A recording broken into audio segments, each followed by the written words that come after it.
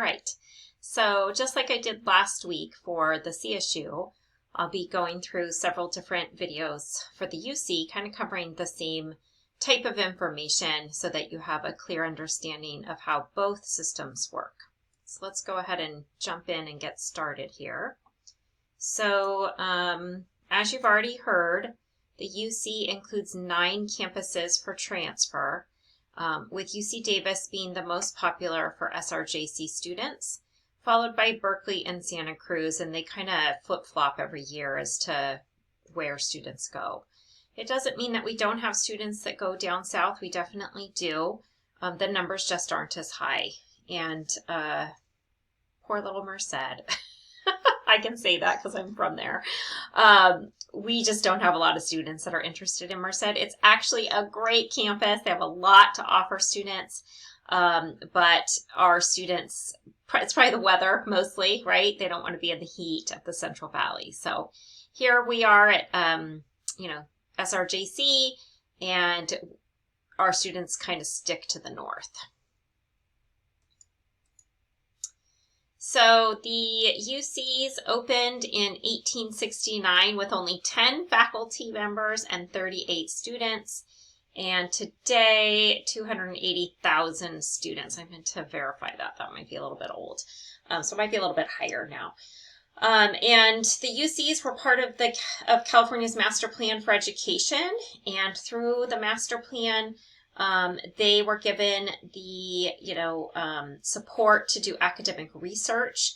And so that is part of the purpose of the UC, is to do research for the state. And so when a faculty member is hired, the expectation is that they will do, it's not the expectation, it's required that they're going to be doing research within their discipline. And so that's why a lot of faculty members in the UC have graduate students who are working with them, because the graduate student is doing research along with them, but is also helping them in their classes. And so the professor goes in and does the lecture. The graduate student runs the small groups for the class. UC also has the exclusive jurisdiction in public higher education in California for doctorate degrees. There are some joint doctorate degrees at the CSU and the UC, but that is a combo. So they are still having that exclusive jurisdiction. And for instruction in law, medicine, dentistry, and veterinary med. So that's why you're seeing those programs at the UCs.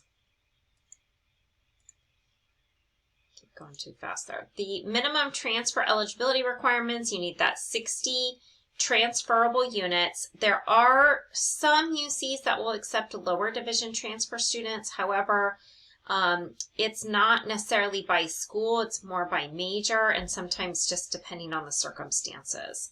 So you just have to do that research. Is it possible? Yes. Is it, at every campus for every major? No. So within that 60 units at SRJC, it's courses numbered 1 to 47 that will meet admissions requirements. Courses numbered 48 to 49 will transfer, but they're not counted for admission. So those are like special topic type of classes. And then just like the CSU, the UC will only grant 70 transferable units towards the degree. So again, they have to deem that you have earned a UC degree, and so you can't walk in with 100 units and only need 20 more to do.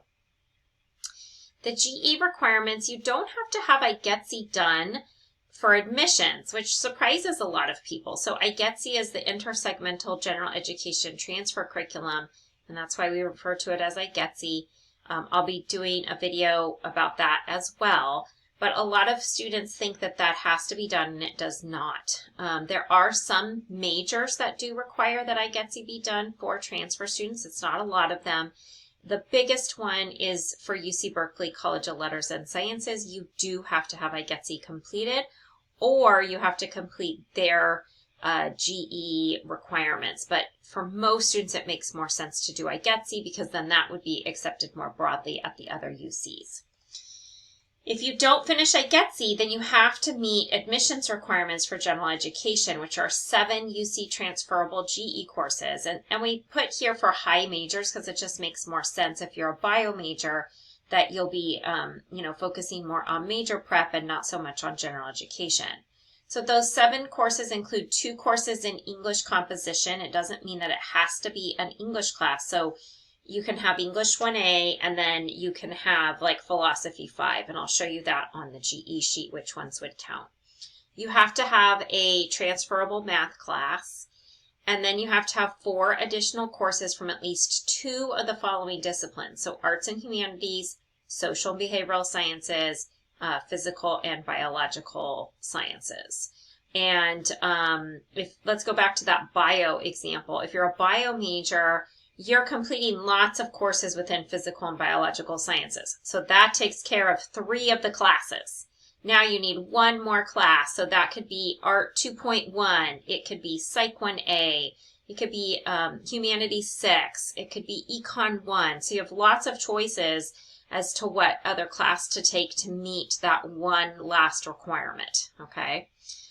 Minimum GPA for California residents is a 2.4.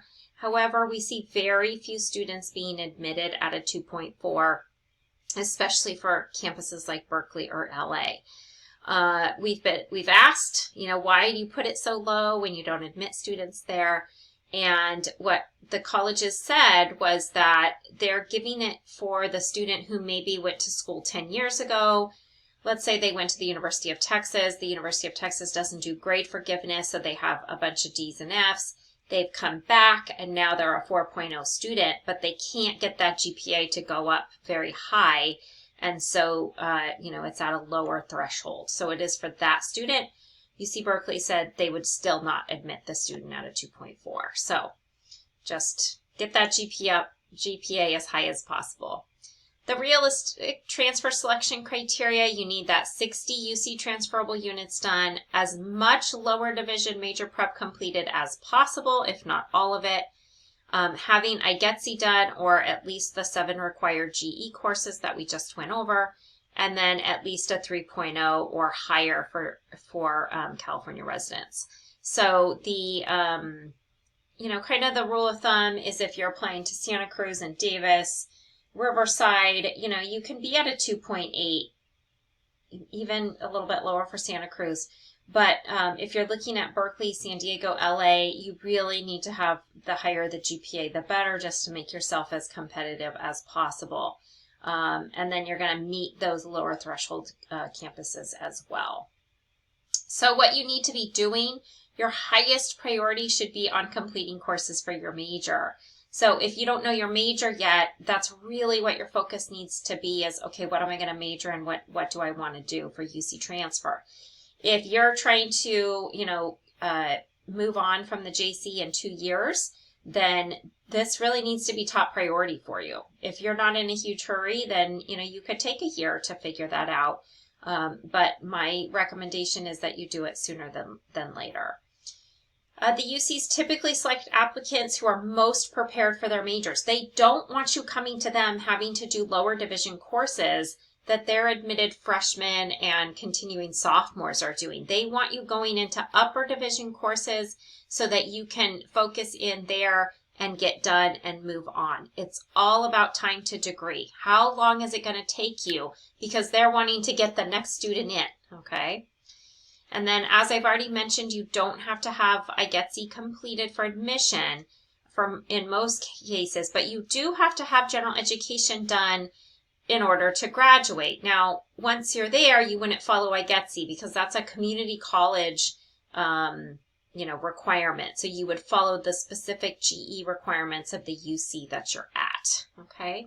And then the last thing that I want to mention is that there is a limitation on some courses by the UC, and I have a link to the document in this week's resources, or it's somewhere in this week.